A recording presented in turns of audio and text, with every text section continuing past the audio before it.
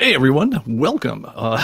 Just the switcher, just that little extra bit slow there, just to keep me on my toes here. Welcome to the ComicBase Livestream. I'm Pete Pickford, and my hair is a freaking mess today. Anyway, guys, thanks for hanging out with us here. This is our strange and reductive ComicBase Livestream, where we actually had a little bit of chance to actually try to get some of the things that we were like scrambling to fix, earlier, actually worked out ahead of time. So hopefully the sounds good. Our producer is in the house with us, Mr. Greg Hecht. We actually had a chance to check things out, as far as making sure that I'm not just talking to empty microphones and so forth. So anyway, hope you guys are all doing well. I cannot believe it. We've made it to December. I hope you guys all had a great Thanksgiving, and we are starting. Wow! It's just so much stuff has been going on. But anyway, before I get into it, I do want to say hi to the folks who are here. Richard Scott's in the house first. Welcome. Joining us from the Pacific Northwest, Brian Stewart here. Mike Beam, welcome from Vancouver, Washington. A lot of representation on the Pacific Coast today. Rob Weinberg joining us from Toledo, Chris Brissol from Philadelphia, Greg Hecht from out here in South Jersey. Don't ask which exit. I've learned that from anyone from Jersey. Agent DeCamp here from beautiful 67 degrees in North Florida. I ran into a neighbor when I was out walking Dodger today, and we're both just huddled up like crazy. It's below freezing out here in Tennessee, and we're she's like, yeah, I just got back from Florida. It was so nice. Anyway, so yeah, I'm gonna have to find a way to get out there, down there myself. Anyway, so let's see here. Some questions about the bad idea stuff. We're getting that into a bit. And let's see, anyone else we got going on here? Oro Viejo, welcome from just from the land of the chosen frozen. Tonight will be below zero for the first time. Really? Okay, all right. Well, I guess winter's really actually starting down there. So right on. Anyway, so just the general pace of things that's been going on around here. As you guys might know, this has been just an absolutely turbocharged year for us. We have been working nonstop since basically last Thanksgiving on new and wonderful things here. And at this point, we've actually kind of shipped them all. And so we're feeling not bad. There's always that week or two after you ship something where you're kind of waiting for the dust to settle a little bit, because it's one thing to test internally. It's one thing to work on it, with the development group forever. And then when you ship on every piece of hardware, known man across the entire globe, occasionally there's some surprises, but seems like those are settling down. So feeling pretty good about that one right now. Some things as far as business here. So first of all, this week's content update, is it coming out on Wednesday? Is it coming out Friday? Is it coming out both? Answer: we don't know. I mean, we'll push one by Friday regardless. But honestly, both Penguin and Lunar, we're still waiting on books. We have seen nothing from either of them. Meantime, you guys have been keeping us busy with data submissions and corrections, and God knows our own indexing has been working very, very fast. I think we had 11,000 submissions just yesterday of new pictures, new data, and so forth. So there's a lot going on, even if we don't get new books from the publishers. But that'll be coming in. And the other thing that happened is the publishers also just dropped their December catalogs. So it's for books I think they're shipping in I believe March. So we'll be starting to incorporate some of that data. So we'll be getting indexed well ahead of things. So plenty of content coming. We just don't know when. But I say Friday at the latest is where that's looking at right now. Some notes on email notifications. So email is always it's always interesting dealing with it for us, especially around holiday times. Whenever we have big announcements, whenever we have sales, things like that, it's always a little bit of a challenge getting the message out there more and more. There's a whole raft of things that the people who deliver email for a living, the Outlooks and Hotmails and Yahoos and everything of the world, they say, yeah, make sure you have your SPF records and your DMARC and all these other things that if you don't know what the hell I'm talking about, then that makes you a normal person. But we've been doing all this stuff here, but we found out just recently that a big reason of why they were blocking our mail when we sent out new announcements on things had nothing to do with whether or not we were a verified sender or whether we're on blacklists or whitelists or things like that, or whether we've been purging our old mailing list, frequently enough. All the things that are in the helpful section that comes up when it says, your mail's been bounced, and make sure you check these 87 things. No, it turns out that a great big part of it was merely that most of the year we don't send a lot of mail, and then there's certain times during the year where we ship to large numbers of people, and they tend to be around things like, I don't know, like we released a new version, or we just have a new mobile app, things like that, where it's a general announcement. And it turns out that actually causes a great number of these folks to just say, oh my God, clearly we've been hacked, because we went from shipping just however many hundreds a day to thousands and thousands, and so that clearly means that horrible things have happened, and so they just block it all. So we found out what they were doing, and so we finally have a way of changing how we do it, so we don't trip these horrible tripwires of theirs, and it seems like it's been working pretty good. Now, what that comes down to is we have to more or less limit. I mean, I guess if we'd been spamming you guys all the time, it would be no problem, because then our email volume would be out the same. But because we prefer not to spam you when we don't have anything particularly interesting to say, what happens here is that we have to make so when we do have something very interesting to say, that we send the message more slowly. So instead of giving it as one big email blast, it's 8 in the morning, we have to start it at 6 in the morning, and hour by hour dribble it out until it eventually gets to everyone who needs to get the message. And since then, we've tried that. Started just a couple of days ago with a new mail sending system on the whole thing, and so far we have not been getting the usual deathly bounce messages. So hopefully you guys have been getting the mails, and certainly from the response, it looks like you guys have been. In particular, we are running the last days of our I guess you called it Black Friday sale, and at this point, Black Friday is a state of mind. We're calling it the Black Friday / Cyberweek sale. Basically, what it comes down to is if you want to get yourself something very nice for Christmas, this is a wonderful, wonderful time to do it. We have discounts of up to about a third of the list price on our products, and the stars of the show obviously are the upgrades to the archive editions, because it's kind of the flagship product. It's what shows off what we do the best, I think, and we make that one really cheap during the sale. So if you guys are in the market whatsoever, strongly encourage you all to check that out. Go to www.comicbase.com and click on the Black Friday ad. It's still going, and it's going to be going until. And here's another thing that we've struggled with for a decade or so, and I think we've maybe finally found a solution to. Yes, we're about like finding solutions this year. We always had the problem of saying, the sale ends at midnight, because it sounds very dramatic. It's the end of the day. You've done the whole thing. You've got right until the stroke of midnight. There's a real problem if you're an American about saying midnight, because it's really ambiguous for most people. Does midnight, like if I say midnight on Sunday night, does that mean it's the minute right after 11:59, 11:59 p.m. on Saturday night, or does it mean it's the minute after midnight, 11:59 on Sunday? And the answer is no one seems quite certain, which is really bad if you're trying to put a deadline down. So we were watching everybody else's Black Friday-ish type things, and someone did the most brilliant thing ever, which is they said, their sale ends 10 p.m. Pacific. It's like 10 p.m. Pacific. Why? Strangely enough, that's a time that's not ambiguous whatsoever. It's not particularly compelling if you're on Pacific time, but it translates very nicely to midnight on for us out here in Central time. So I think from here on out, we're actually just going to label our times, even though I'm out here in Nashville. The rest of the company's out in Pacific time, and I guess we'll be ending the sales at 10 p.m. For their time at this point, because it's still midnight to us, and everyone knows it. Anyway, that is a very long-winded way of saying the sale is going to run until 10 p.m. Pacific on Friday, and then that's the end of the story. So do get in there before then. And then I have lots of questions, because people have been calling us nonstop all week long, and so I do want to field a bunch of things about that, and get to that in just a moment. Let me see what else is going on here. Selkirk, New York, Tyler T, welcome here.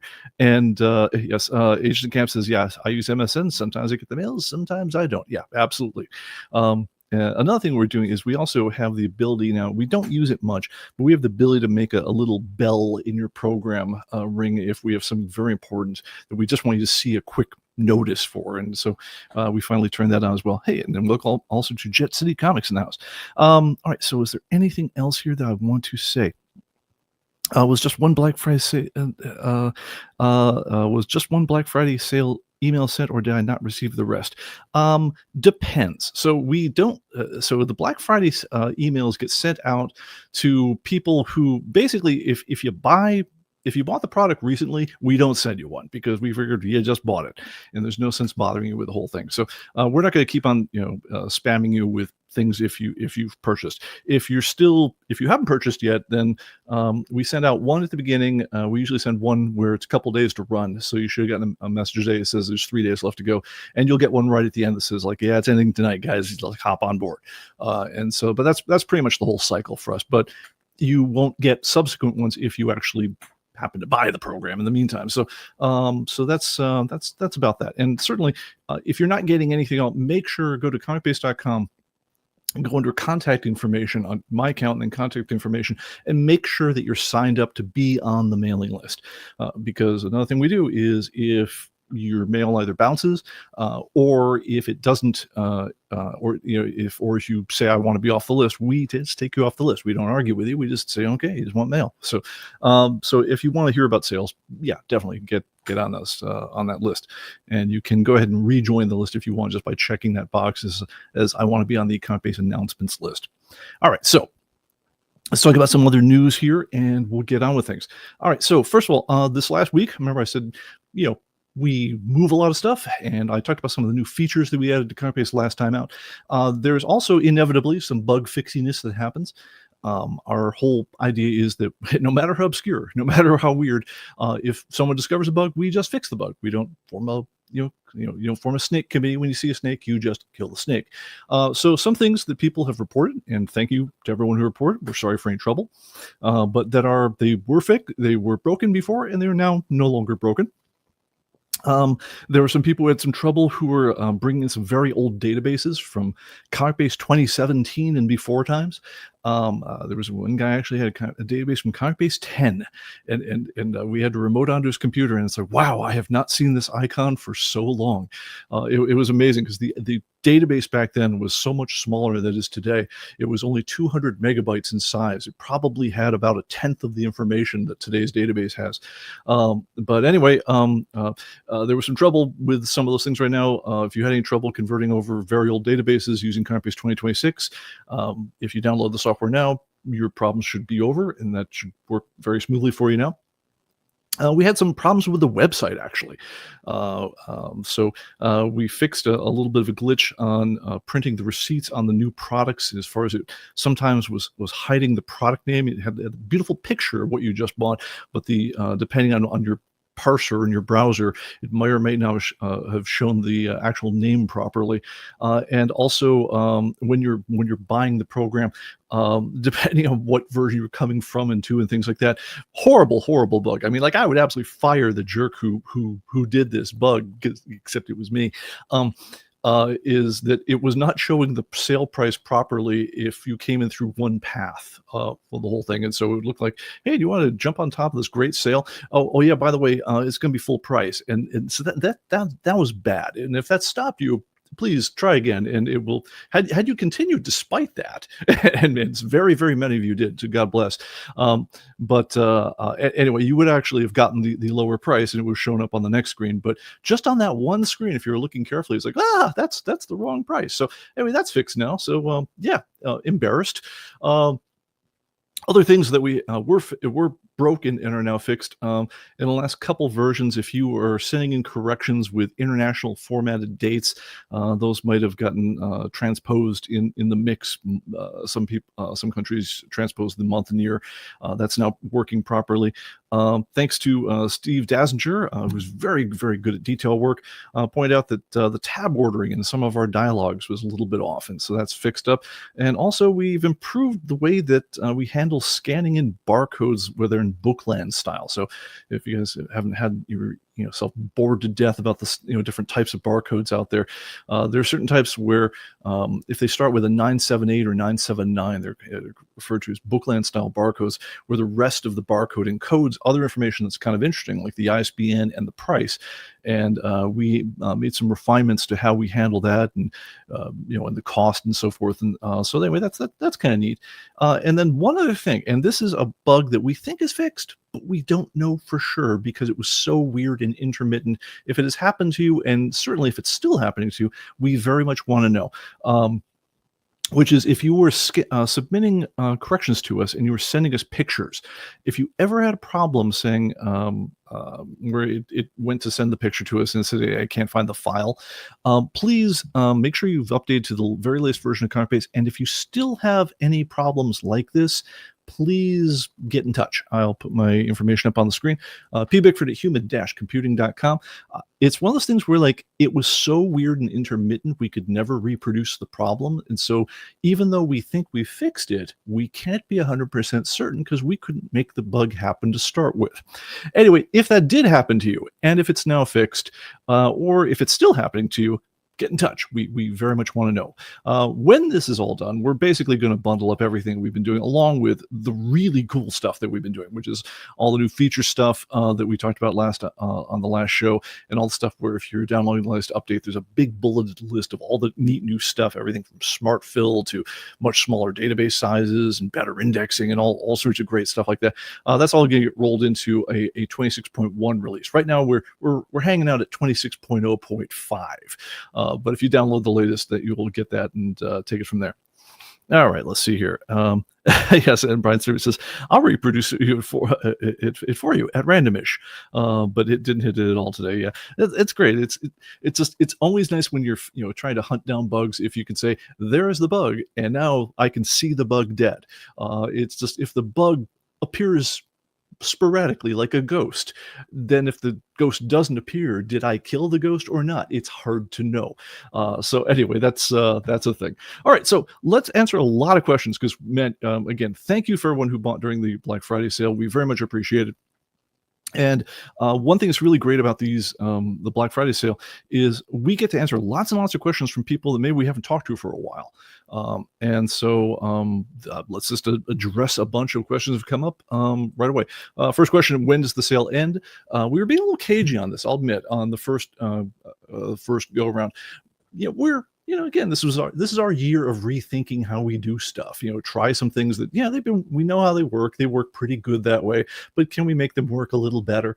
One of the things we've always kind of wondered is, is Black Friday, is it the right, thing to do? Is it just Friday? Is it Friday through the weekend? Do we end at Monday night? Yeah, we don't really know. And one problem that we know we always had with sales is that as soon as I say, like, okay, I'm going to have a great sale and it's going to run for 3 days, at that point, it's like a psychological experiment. Is you kind of immediately parse the world into two groups.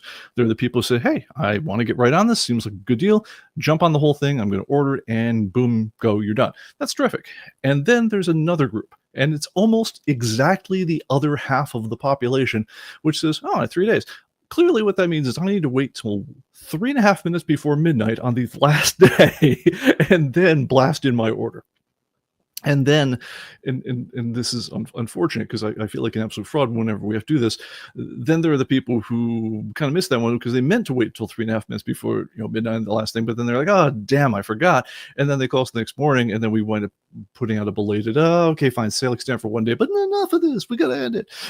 So we're trying to kind of head off that drama because I find as I get older, I like drama-free living more and more. I just did things that were exciting and fun when you were young, just kind of aggravating when you're older. And so I'm trying to have as little drama in the holiday season as I can possibly imagine.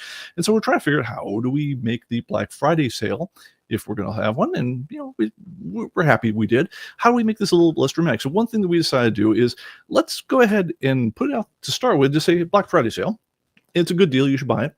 And there will be some people, and a great many people, who immediately jumped right on. And we didn't actually say when it was going to end. We waited until Monday to start saying when it was going to end, when we started calling it the Cyberweek sale. which if you look at is a very poorly done graphic that we threw in there because Mark, our graphic guy, is actually on paternity leave right now. And so I yours truly over here had to get out Photoshop, find the original file, and go, yeah, we need to say Cyberweek. I forgot to ask for that, Greg, Mark, for that before he left. Yeah, and I need this like right now. So how quickly can I mock something acceptable up that looks okay? So that's the origin of the very attractive Cyberweek graphic that you've been seeing it all this time. Anyway, at that point, I said, okay, well, let's say it's going to end, and we're actually going to name when it ends. We went the whole discussion about why it's 10 p.m. Pacific. We're doing that, and again, please, if you're thinking of jumping on, very less stress all around for us if you do it toward the front rather than the 1 minute before midnight, at midnight, on Central. Just, I mean, hey, it's your choice. Certainly, we appreciate any custom we can get from you, but it's just my life goes a little smoother if you order it a little bit on the earlier side. But we decided, we were going to try that for this week. So that is when it ends. So you got about 3 days to go on that one. So yeah, I very much encourage you to jump onto it. Next question: can you hold the package for me? I love this question. I got a call from a very sweet woman just I think yesterday. It was like, yeah, I'm getting this, as a present for my husband. Which again, this is an excellent thing to do. You're clearly a very solid wife, but she doesn't want to have the package sitting around too early, which I absolutely can understand. So if you need to, and if you're ordering it to be under the tree or things like that, yes, we can hold on the package for you. We can build it for you at the Black Friday, Cyber Monday price and everything. We can just tell us when you want it shipped, and we will ship it out there. So basically, if you want that done, just give us a call. Our number is 408-266-6883. Honestly, we'll just set the thing aside with his name on it, and we'll mail it on the day you want. But yes, we can absolutely make Santa happen, for you in the appropriate amount of time. Next question: ordering as a present for somebody else. How do you do this? Well, easily done. There's only one thing: is that they've got to have an account at ComicBase.com or AtomicAvenue.com. If they don't have one, if you create an account on that one, we can give it to you. At which point, as soon as you give it to them under the tree or whatever else, just have them create an account and then call us up, and we'll shift the package, the account over to them. The only trick these days is everything's kind of tied to an account, and so we need to be able to attach it to somebody's user ID, when we get going here. But again, it's easily solved with a phone call. Just 408-266-6883. We'll make this happen. We love being Santa's elves on this whole thing. All right. How much does it cost to upgrade from, and then the very complicated number of products and how many versions to go and everything else kicks in? This is the part where I sound like a complete weasel. When someone will say like, "Oh, hi, yeah, I'm upgrading from ComicBase some 17 years ago with a different version. How much does it cost to get the blah blah blah?" And I say, and again, I realize this is a Weasley sounding answer. I don't mean it to be. It's just it's gotten complicated over the years. Is the easiest thing to do is really just go to comicbase.com, go to my account, and then registrations. You log in, you'll see all your things that you own. There'll be a big renew/upgrade button right next to that. And at that point, the poor system will figure out what your best deal is going forward. And there's, unfortunately, there's lots of options depending on what version you're coming from, what version you want to go to. It's, of course, going to try to upsell you on something bigger and better. You don't have to, but it'll tell you, well, if for an extra $20, you can get this. And did you want a barcode scanner and all that? I apologize. This is all standard e-commerce Weasley upsells type stuff, but that's really the easiest way to say what it costs to go from one to the other. The sale price, if you look at the big blurb, will kind of give you the breakdowns on like, okay, this is like your best case scenario. So it usually, like if you're coming from the last version of whatever the same version of the software is, and if you choose I want to auto renew, that'll be the lowest price that they show there. So if it's like $47.45 or something to upgrade your ComicBase Express, yeah, that just says, yeah, I came from the last version. I want to get the next one. But again, it will vary a little bit depending on like, do I want to add this in? Do I want to add, so forth. So just go comicbase.com, go to my account, registrations, and then just hit that renew/upgrade button, and it will make everything clear. And again, is with all this stuff, if it's all getting too weird, just give us a call. 408-266-6883. We'll just happy to jump on to the website with you and make the magic happen. So we'll get this going. Next question. I don't remember my account, which on one hand, it's like, wow, that sounds very frustrating. On the other hand, it means that, okay, you're probably coming back to it after some time away. So, hey, welcome back.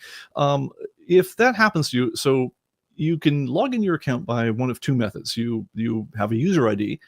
Mine, in case anyone cares, is P. Bickford, right? Very surprising. But some people have really cool user IDs. Anyway, if you can't, if you don't remember your user ID, it'll be under. You can also log in via the email that you use to sign up.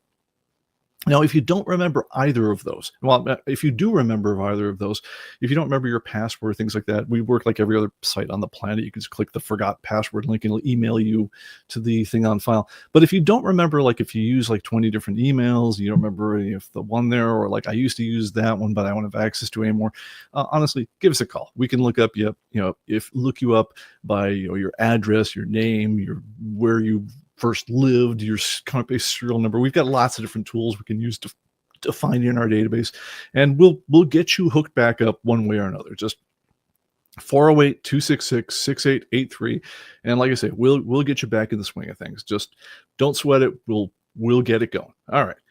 ComicBase questions. All right, next up, what's the price of ComicBase, and is that per year?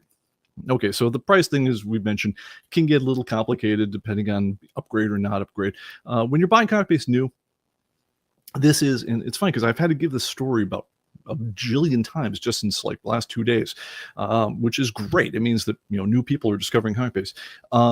So ComicBase works, as we say, like real software, like something you buy that you actually own. Technically you're buying a license, but it's something that installs on your computer. It is under your control. It doesn't go away if somebody on the internet decides it goes away. No, it's like a real thing of value. So when we say that, like, say you're buying the archive edition, what you're doing is we can ship you discs if you want, or you can just download the software. But when you install on your machine, it stays on your machine and it runs forever. It doesn't expire. It doesn't do things like that. Now, along with the software, it also comes with a year of an update subscription, which is to say, okay, what's that? All right, so not only does the software do what it says when you start, but it also comes with a year of essentially our online services that allow it to be updated, so we can send new prices and issues and content information every week to keep your pricing updated with the whole thing. And the other thing it does is it includes all the program updates we make during the year. Now, our horrible scheme for world domination is basically this. We hope you buy it and you're really happy with it, and also that you sit there and say, wow, those ComicBase guys doing a hell of a lot of work every week just keeping this thing up with this wacky world of comic books up here. It is totally worth my time to pay $5 or $10, depending on your version, a month to keep it going, to keep them doing what it is. And if so, then you're going to want to renew your subscription at the end of the year. Renewing is cheaper than buying it the first time, usually quite a bit cheaper. The very low ends of ComicBase, like ComicBase Express, it's a little cheaper because this, it's very cheap to start with. But like on the archive, it's like about a third of the cost of when you bought it new to upgrade for another year, approximately. And what we're hoping is that you sit there and say, well, okay, we brought you enough value during the year that you sit there and say, well, that's a great thing. Or as the old people say, I'm one of them, this is the best thing since sliced bread. So anyway, so what we're hoping is that you'll want to renew. Now, what happens if you don't renew? Well, okay, like I say, the software keeps running. The one thing you'll lose access to the server-based stuff. The server-based stuff is things like cloud backup, and you also need cloud backup in order to power the mobile, because when you're using it on your mobile phone, it's not, as I was saying to someone else earlier this week, the dirty little secret of mobile phones is you're not really storing the data on your phone. You're really storing the data on someone's server, which you're then getting at via your phone. Now you can upload reports, you can save reports and do things like that, which you can certainly save to your phone if you want. But when you're using the mobile app, what you're doing is you're talking to our server. So that does require a active subscription to make that happen. Like I say, it's another good reason that we hope that you'll want to spend $5 or $10 a month in order to keep that rolling. But that's the most major thing you lose if you don't renew. Beyond that, if you want to keep up with new books, new titles, and new pricing, that's something you'd have to enter yourself as opposed to having us do all the work for you, which is a stupid amount of work. And I really wouldn't suggest it to a friend. I would say, no, let those comic-based people, they seem obsessed with this comic stuff. Let them do the work. Anyway, but that's what the deal is with how the whole pricing model works, is that you do own it. It doesn't, we can't take it away from you once you've got it. We can't shut it off, stop it from working on your computer. The only thing that you lose access to if you don't is server-based type stuff. But other than that, the program keeps running. And you can run it forever. There are people, it's a perfectly valid use case of hey, I've got a bunch of comics. I don't really buy new things. I just want to know what they're worth. And about every 5 years, I want to check in and see what they're worth next time. Perfectly fine, in which case we'll see you in 4.5 years. That's however you want to use the software, that's what you should do. All right, next question. I have a really, really old copy. Can I still upgrade? Yes, as long as it was a legitimate copy. So, all right, if you bought it from a guy in the back of a van at a comic show back in 1998 or something like that, and he says, yeah, it's registered to Freddie, then probably it's hot. It's probably there were people who once upon a time who had like stacks of duplicated comic-based discs that they were flogging away at different shows and silliness like that. That kind of thing does not work whatsoever anymore, and more importantly, it won't be registered to you, and that's actually kind of the reason why these days everything needs to be registered to somebody. But anyway, if it's a legit copy, if you ever bought it from us, it was automatically registered, and you can upgrade from ComicBase 1.0 if you've got it. But I think everyone who's had ComicBase 1.0 is upgraded already. But anyway, so yeah, it doesn't matter how old your whole thing is. Anything from ComicBase 10.0 on will upgrade pretty much automatically. In other words, we can upgrade your stuff in place. We can take your data and morph it forward. If your data is like 1990s old, you will probably have to do an export out of it and import it into a new thing, because we can't. The database formats were so wildly dissimilar today, we can't just morph it into the current thing. Even the ones that were prior to ComicBase 2020, the old style ComicBase 2017 databases, even those ones we can convert right where they're at. You don't need to re-enter anything. You don't need to rekey from a report or anything. We can just carry your data over, and then once it's carried over into the new machine, say internet check for updates, it'll download the most recent pricing and all the new content, and you're good to go. All right. So I've been talking a really, really long time. Let me check the chat here for a second here. Okay, and apparently people have been riffing. Let me see here. Okay. Chipped on the sale, no regrets. Right on. Joe Bellarmine, welcome. Let's see. Chris Persson. Greg says, so your plan from you is that your plan for ending the Black Friday sales, kind of like Marvel's plan for concluding the Spidey clone saga back in the day. Yeah, I don't know. I mean, it's like I say, we've been doing this for 33 years. We're just trying to make it so it works better. Anyway, ComicBase TV says, when's the ComicBase apparel coming? Great question. I got to give that some thought. I was reasonably close to making ComicBase t-shirts for the Magician cover, which I loved. And before I found out from the shirt guys that I talked to, that apparently it is the most complicated conceivable shirt to print. It was going to wind up being something like a 13-color print job. It was like, how is that possible? And the answer was because you were going to have to underprint white underneath all the different layers as you went, and it was like, you're kidding me. And so it's like, oh no, but it's so cool, because if you order 1,000 shirts, we can eat the setup cost. And I'm like, I don't know if we can move that many shirts. So anyway, that one did not quite come off, but no, we actually got to revisit the ComicBase apparel question mark. At the very least, my ComicBase polos are wearing out, so we gotta see what we want. I have an inadvertently complicated this time out as well, and that we have about 15 different covers of the current version. So we'll Well, give that one some thought. Let's bring that one up on ComicBase After Dark at some point. Let me see here. Ed, welcome to the show. Let's see here. If you're all right, Brian asks if your subscription lapses, can you still upload data/submissions? Swear to God, I mean, when I gapped my renewal once. No, you should. You can send us data all the time. It shouldn't give you any problem with that. I mean, you can always log in with the software.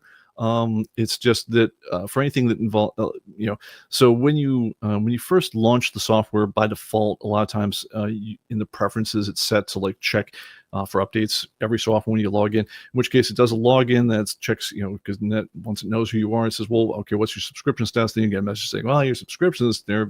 I got a new update for you, but you can't have it because your subscription lapsed. But as far as sending data, as long as you're logged in, which the login always works. There's no subscription check on that one, so that one should always work for you. The major ones when you're checking for subscriptions, it's all about downloading content updates, and also the app will, the mobile app will check your subscription status, because again, we got to keep the servers running, and that costs money, and we can't do that forever. So technically, also you save to the cloud is, we tell people that we'll give you 2 gigs of cloud space to save your data, as long as your subscription is current. We've never actually deleted people's old data, because we haven't needed the space, because disk space was cheap enough, at least now that we're no longer renting it from Amazon. But technically, if you aren't keeping your subscription up, the cloud backup is not necessarily there. It is there, but it's not necessarily there. We didn't promise that you'd stay there if your subscription lapsed. But the main things that you give up, though, is the mobile app and the content updates. So that's about it. Okay, so that is the questions on that. Other questions, barcode questions, and man, we get a lot of questions about those. By the way, barcode scanners back in stock. Happy about that.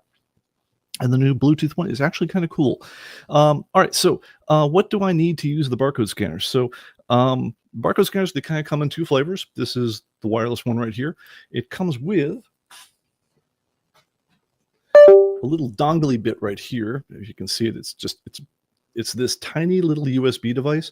And that one is for connecting it over the over the wireless network connection. Sorry, I'm trying to plug this back in on my computer. And of course, because it's USB-A, you're guaranteed anytime you try to plug a USB-A thing back in, it's guaranteed that you will not plug it in the right way.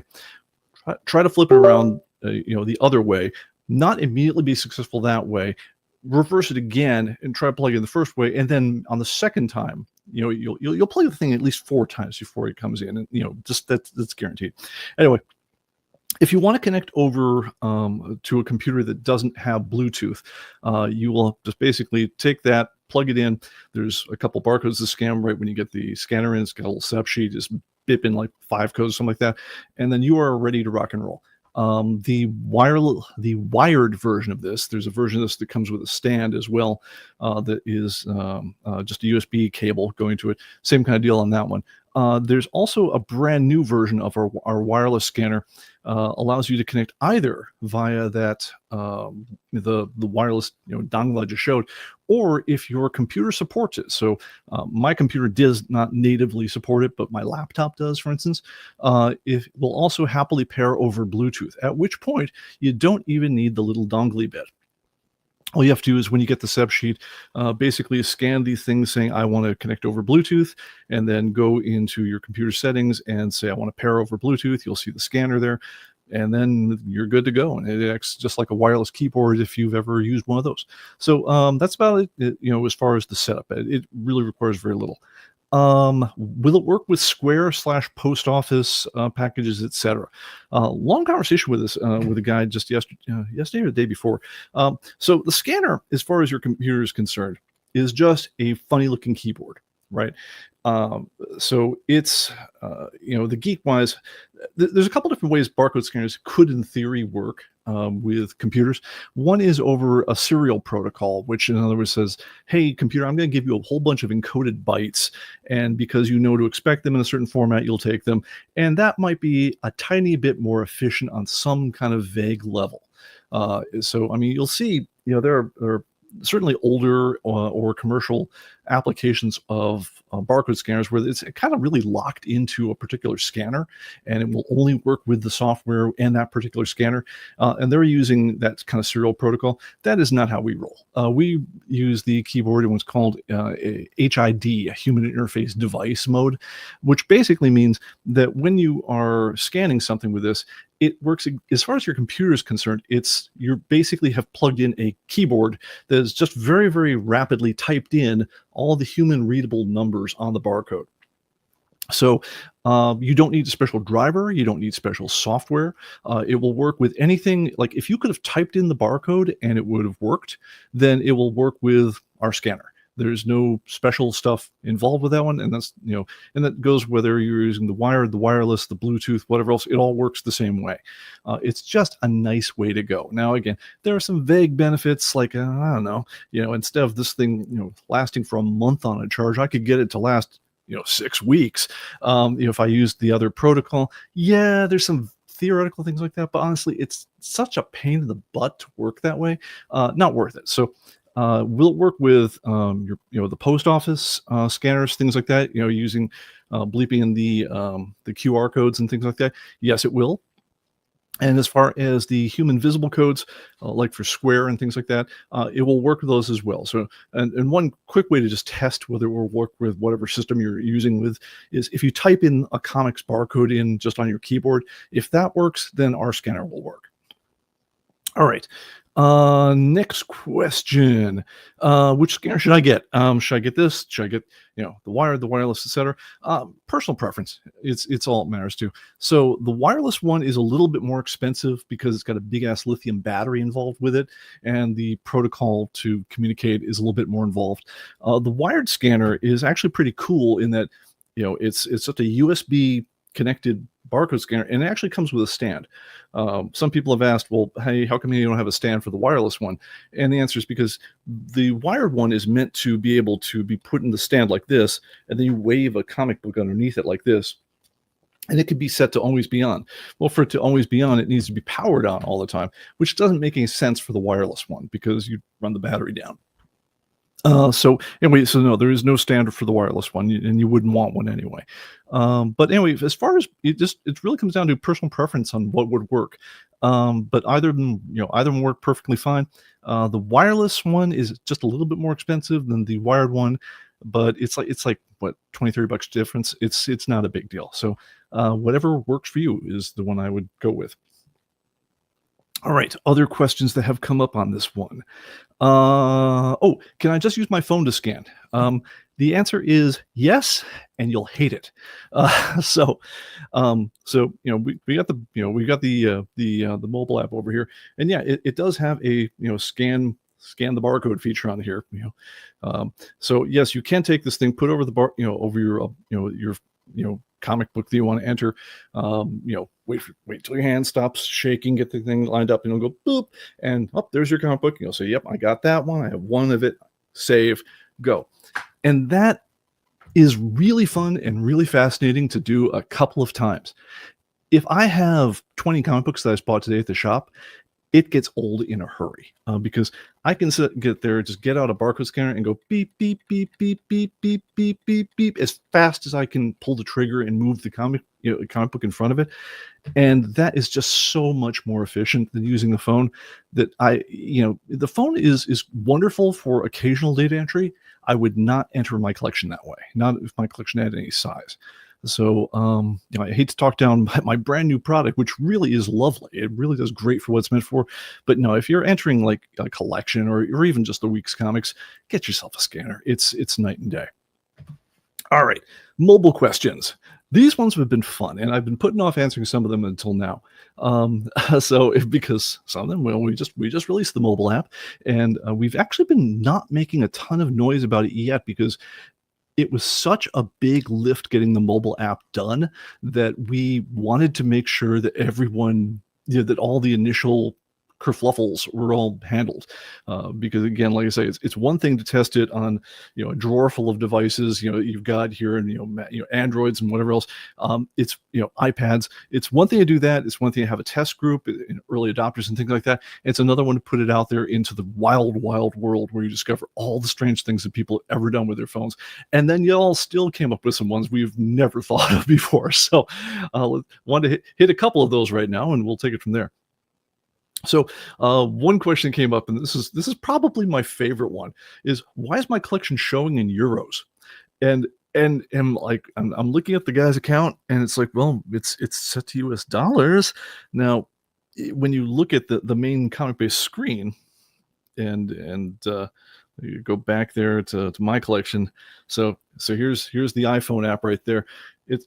And what he had down here is he's a U.S. guy. So have you traveled outside the country? What's going on? But instead of the dollar sign over there, very hard to see, his was showing euros.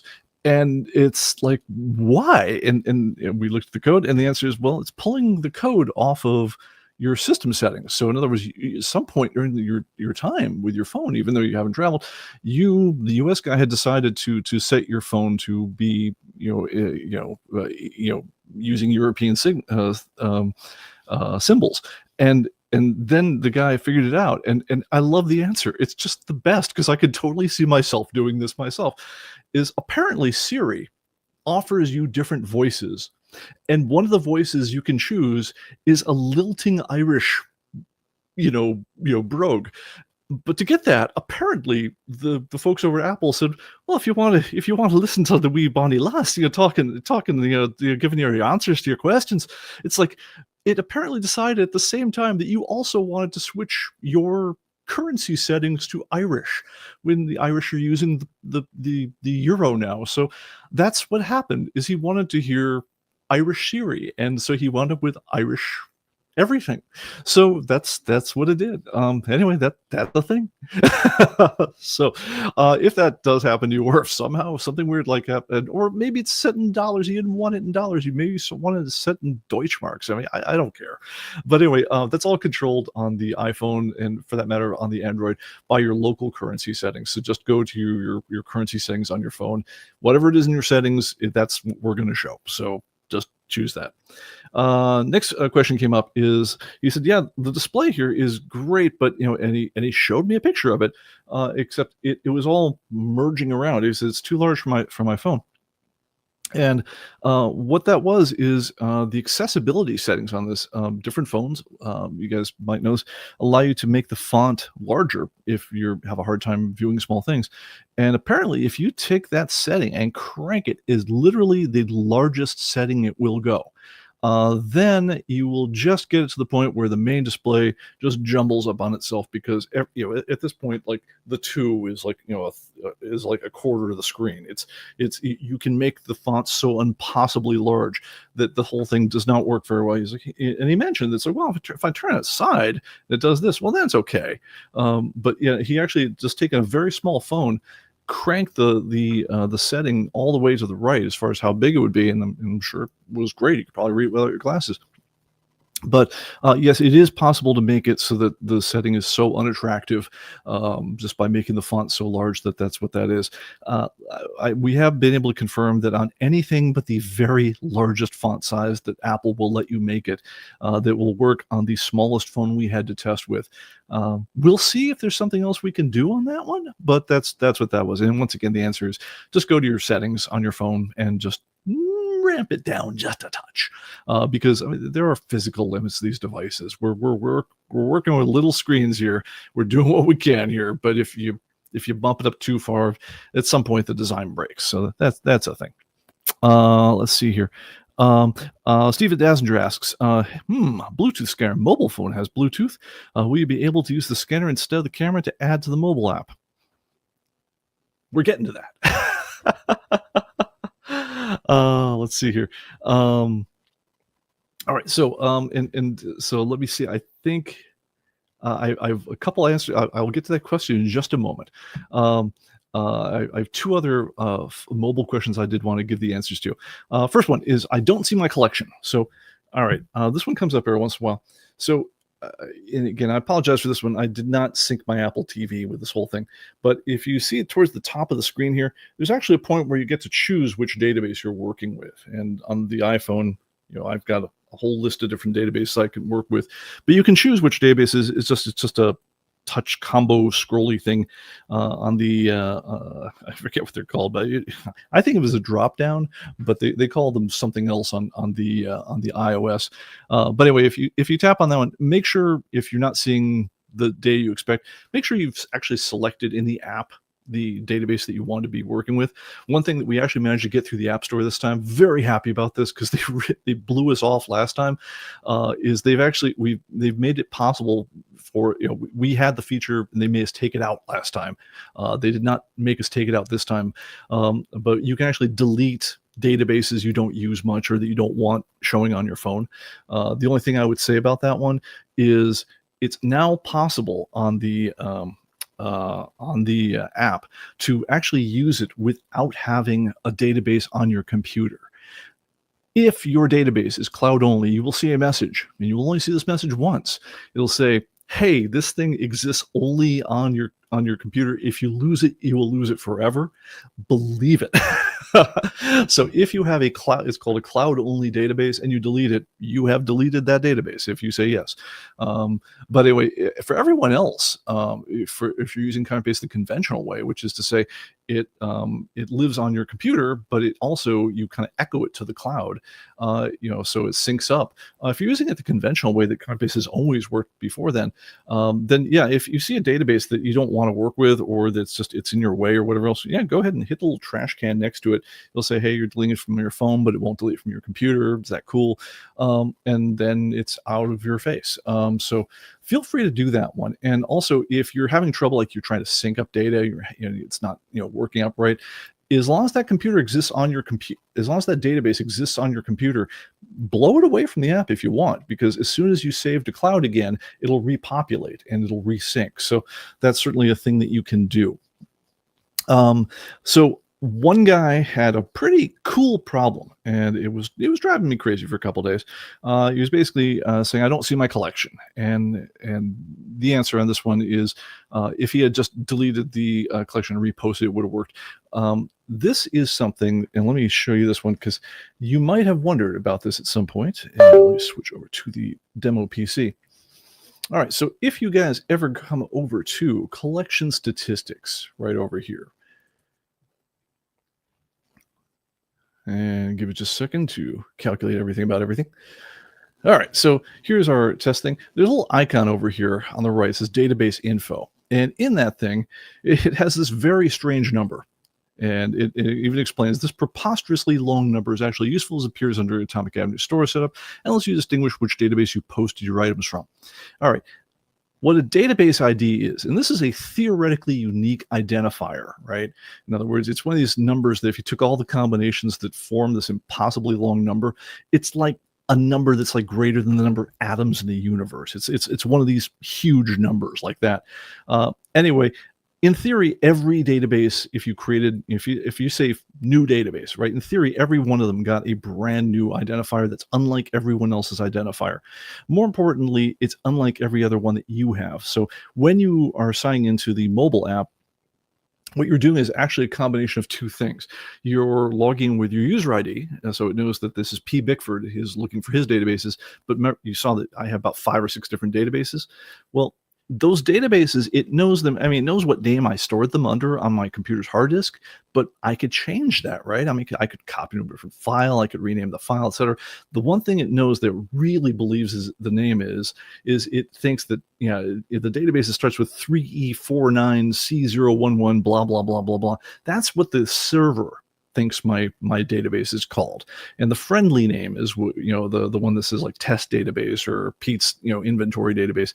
The friendly name is just kind of like for show, because that reflects what it was when I last saved it, but I could have renamed it in the meantime. I could have moved the file. So the thing that the server hangs on to for dear life is what's that identifier, which is why it's important.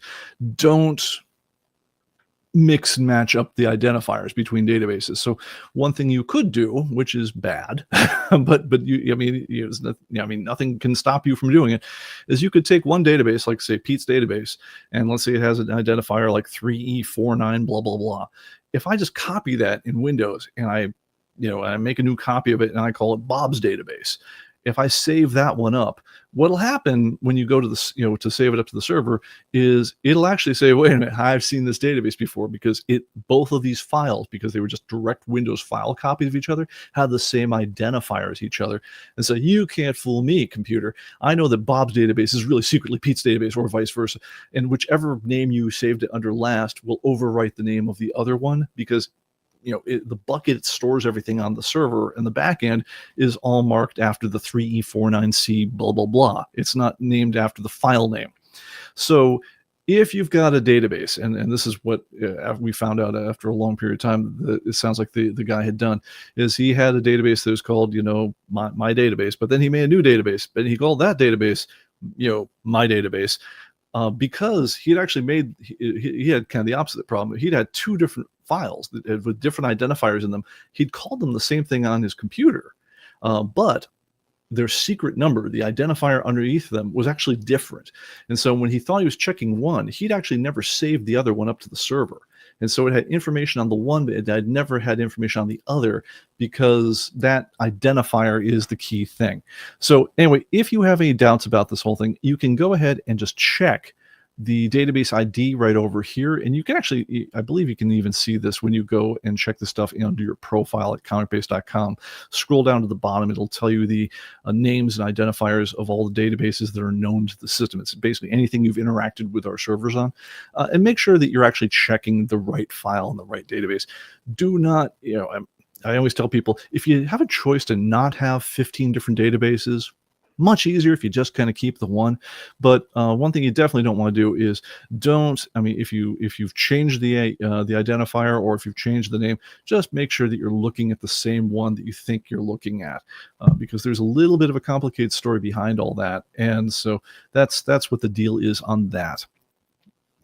Let me see here. Other questions. So we'll get to. I have to get back to Steve's question just a second, and one more thing, and I'll do that. So the last question on the mobile I had was, can I use it for more than one database? Answer is obviously yes, and just all the stipulations apply. Just make sure you select the database you want to be working with, and if you're ever mystified as to, hey, I thought I entered something but I don't see it there, just check that thing right at the top and say, am I looking at the right database? As a matter of fact, when you're entering data into the mobile app, it'll actually tell you the name of the database right at the entry screen, right by the save button as well. It'll tell it to you a second time, just so you don't get confused and enter into a different database.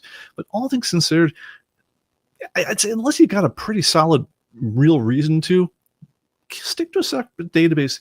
For most people, in most cases, that's really the win. All right. So now on to Steve's question, and that is, what I want to say, well, what's next for the mobile app? All right. And Steve had pointed out that, well, hey, we have a Bluetooth scanner, and you have a Bluetooth, thing over here. So any chance of using that for your thing? And the answer is, well, there's no rational reason why I couldn't make that happen. Basically, all we got to do is change up the search. Right now, when you search on the app right now, if you're searching, you're just it's expecting to see a title, and then it asks you for an issue number. There's nothing. It would take us 10 minutes to allow you to put in a barcode there as well and jump by a barcode. It's not a big deal. It's certainly something we can do. If so, then sure, why not support the Bluetooth scanner? I mean, yeah, there's nothing irrational about it. I suspect most people who are doing things on their phone will want to be doing the onesie twosie entry using the built-in barcode scanning on this. But just like I just said, hey, a real barcode scanner is much faster than any kind of camera-based scanner. There's probably like an inventory checking or warehouse application that we haven't fully thought through yet, where pairing that with your wireless scanner might be the complete win. So we will probably make that happen. Things that we are definitely looking to make happen. is we're looking to add grading notes into the list of fields that you enter when you're entering new books. So you can, if you want to mention that, I just bought this really nice copy of Action #1. I got a really good deal, but it has slight browning around the outside edges and everything. So CGC only gave it a 9.7. Anyway, joking. There's no 9.7 yet. Anyway, but yes, I do think that it probably makes sense to add grading notes into the fields that we allow you to enter right from the app. One thing I want to add quite a bit is I want to add wanted. So both the ability to check it right then, but also to work from a dynamic wanted list right from the app. I think that would be great. And so we're looking to do that. ETA on this one, I'm going to see if we can't find some time in the next couple of weeks to make some of that stuff happen. But that is it's something that we have some personal interest in. And while we're at it, yeah, we'll probably enable it to use the new Bluetooth scanning as we go. All right. Other things that are going on in the chat. Let me double check this one. And there's also PSAs coming up here. It asked, do the new wireless scanners come with a stand? A stand would be cool. Yeah, they would, but they don't. And the reason really realistically is because the stand, I mean, I guess the stand gives you some place to put it, but to actually use it with the thing, you'd need to have it set to be in what's called continuous scanning mode, where you wave the comic book under it. And even though you can set these to be in that, you'll run the battery down, and so it doesn't really make sense. So we don't offer the wireless ones with a stand. Sorry. All right, PSAs for today. First of all, don't forget to hit the like and subscribe buttons. Very much if you're watching this post live stream, please leave comments. Yes. No, it is actually the key to YouTube engagement is, did anyone leave a comment?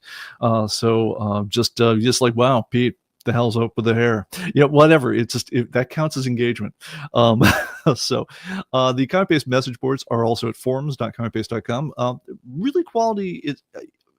One of the nicest things that anyone has ever said about the message boards is they said, yeah, you have some of the highest signal to noise ratio I've ever seen for forums. And I'm like, I cannot disagree at all.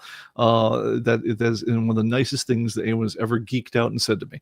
No, it's good stuff. So you can find answers to things. You can, we have a great community of people to answer questions and everything. And along there, there's a dedicated thread on them where you can request live stream topics and so forth.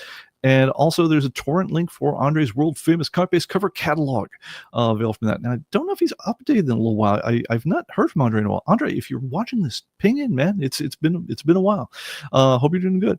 And also, don't forget to check out Atomic Avenue, the ComicBase powered venue for buying and selling comic books, magazines, and newspapers. Well, actually, not newspapers right now. They do not sell newspapers on Atomic Avenue. But who knows? Maybe they'll become interested at it. All right. All right, I want to handle one other question. We're kind of at time, but I want to answer this one because we've got it so many times this week. And again, this is great news. It means people are spending, they're coming back to ComicBase after a while, and also that they're buying. The PC manufacturers of the world are very happy about this. Apparently, people are buying new machines. So people are asking, "Hey, I need to move ComicBase to a new machine. How do I do it?" And if you want a play-by-play of like the old official way of doing this, if you go comicbase.com, go under support, and then go to tips and tricks, it's like the third one down. We'll give you a full play-by-play of exactly how to move your data over to a new machine, install the software, and so forth. With that said, we probably need to update that tech note because there's a much easier way if you're using a modern version of ComicBase, like anything from the last couple of versions. If you're using like a current ComicBase 2025 or ComicBase 2026 and you want to move it to a new machine, piece of cake. All you got to do is save a cloud backup, which if you have a kind of a nice machine, it'll want to do by default. Just go under setup, go to preferences to enable that one. I will actually show you how to do that right now. This seems like a good little micro demo. Let me switch over to the demo PC. So one thing that ComicBase 2025 did is it looks at your processors and it says, hey, if you've got a buff machine, so if you've got, I think, over 8 threads or something like that, it will by default turn on this checkbox to compress your backup files to save space. And if it does that, it will also by default turn on automatically save to cloud. Now, if you have kind of a lower end machine or a little laptop or things like that, maybe these aren't turned on. But if they are turned on, then you have to do absolutely nothing because it's probably already being done. The good news is every time you exit ComicBase, by default, it's going to automatically back up your database. And if you're doing it on a fairly capable machine, by default, it's also compressing your backup and saving that to the cloud. At which point, you don't have to do a darn thing when you go to a new machine. Because when you install ComicBase on a brand new machine, the very first thing it will do after you install the software is it'll say, oh, hey, I've noticed you have a cloud backup here from like 5 minutes ago. Did you want to use that? And if so, it will download your cloud backup, which you just saved 5 minutes ago, on the new machine, open it up, spin it up, and you're good to go. You had to do nothing. Now, if that does not apply to you, if you haven't been saving cloud backups, from ComicBase 2025, you can just go into the file menu, say save to the cloud. It's just right under the file menu. That will take care of you. That is by far the easiest way to go.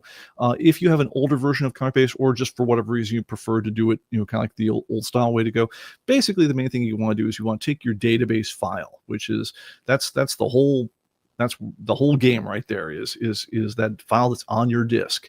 It's not on our servers, it's on your disk. So you want to save that to a USB drive, kick that out of your old computer, walk it over to your new computer, copy it into your ComicBase databases folder, double click on it, it'll open up, and you got your data. That's pretty much all you got to do. So if you want the play-by-play on that one again, go to comicbase.com, go to support, and then tips and tricks, and it's about the third article down, is moving ComicBase to a new computer. All right, I think that will do it for now. We will hit other tips later on. I think we're just about talked out. So anyway, thank you very much for coming, everyone. Thank you, everyone, who's been supporting us all these years, whether it's during the Black Friday sale or not. If you are thinking about getting ComicBase or you're just looking to save a few bucks and you're in the market, do take advantage of the Black Friday sale. It is the lowest prices you're going to see this year. I can guarantee that one. And like I say, everything at the moment is still in stock. So that is a good deal, and that's going to be running until Friday. So get on that one. Go to comicbase.com and take it from there. All right, guys, I will see you on the next one. Thank you so much. Take care. Bye-bye.